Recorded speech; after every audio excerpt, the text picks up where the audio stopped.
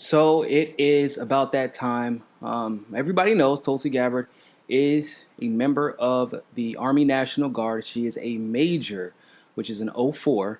Think about the flower thing if you're a colonel, but it's gold. That's a major. Um, so you know that propaganda advertisement that everybody's familiar with. You can find yourself stability, pay for your medical bills, go to college, just one weekend out of the month, 2 weeks a year. Everybody remembers that commercial, especially my generation. That is where that 2 weeks. That's where she's doing right now. That's what she's doing now. So she's going to Indonesia. I must say, it's pretty emblematic of everything that Tulsi stands for as a presidential candidate, as a Congress member, and as a soldier in general. Service above self. Understand that Tulsi really does not love any other country more than she loves this country for the same reason that I love this country. There's so much incredible potential in this country. With this, we have so many different types of ethnicities, so many different types of cultures, so many different types of potential opportunities, and as a country, we just are full of fighters. Not necessarily physically, but people who have risen up time and time again to make the change that they want to see. And so it's awesome to know that when her number is called, she doesn't just walk around wearing the major rank. She doesn't just walk around Major Gabbard. Oh, she's in the military. Oh, she's been deployed. She's a service veteran. There are a lot of people who do that. There are a lot of people who they wear the rank for TV, basically, like Buttigieg. Tulsi wears that. She starts off every speech with, "I'm a soldier," and now she's going to Indonesia to train to combat climate crisis, to do some other things, but she's going to represent her country in Indonesia right now. So that's pretty amazing. Now, 2 weeks is a bad time to go to Indonesia. She knows. We know. There's nothing she can do about it. Her focus is on completing her mission, so you know what we need to do. If you're a Tulsi supporter, our focus needs to be on completing our mission, which is getting Tulsi Gabbard on that debate stage. Now, one, we need to continue to fundraise. Why is this important? She set a goal of 300,000 individual donations, or unique donations, and there's a reason for that, I'm sure. The reason I'm going to assume it is that once you get a certain amount of donations, it is nonsensical to try and convince the world that a particular candidate may be polling at 1 or 2% when you have readily comparable candidates that can't even break the 100,000 donation threshold that are creeping into the debate stage from polling, right? Like Tom Steyer. He hasn't even hit the 100,000 individual donation or unique donation threshold, and yet he almost has 2% in 4 polls. Interestingly enough, literally everyone who has hit the donation threshold hit the polling threshold, but nobody who has hit the polling threshold didn't make the donation threshold, if that makes sense, right? So in other words, if you hit that 135,000 donations, you absolutely got the polling.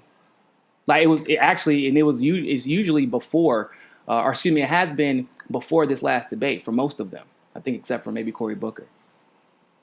But now, with the 135,000 unique donations, Tulsi's the only one who didn't make polling who hit that 135,000 donation mark. I'm sure that's not rigged at all.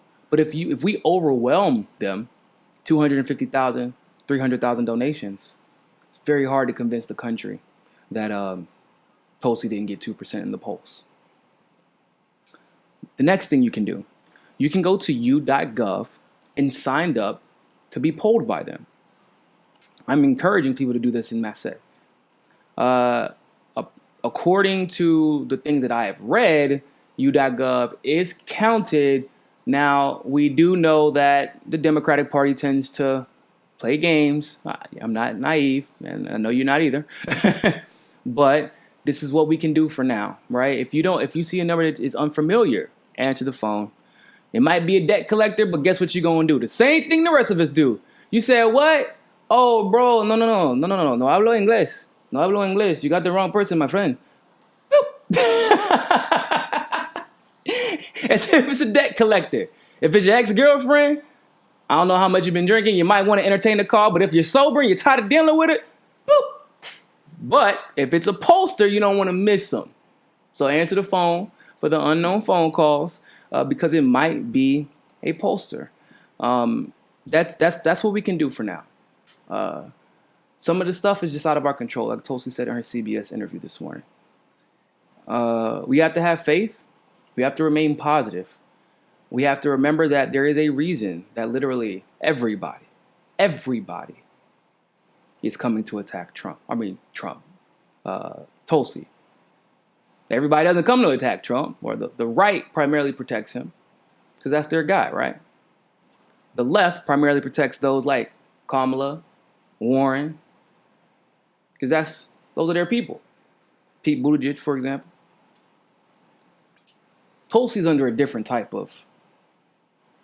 I mean, it's disgusting to see, but when the MIC attacks you, when the TYTs attack you, and all their attacks sound like the establishment left's attacks, and the establishment right attacks, and the CIA attacks on her,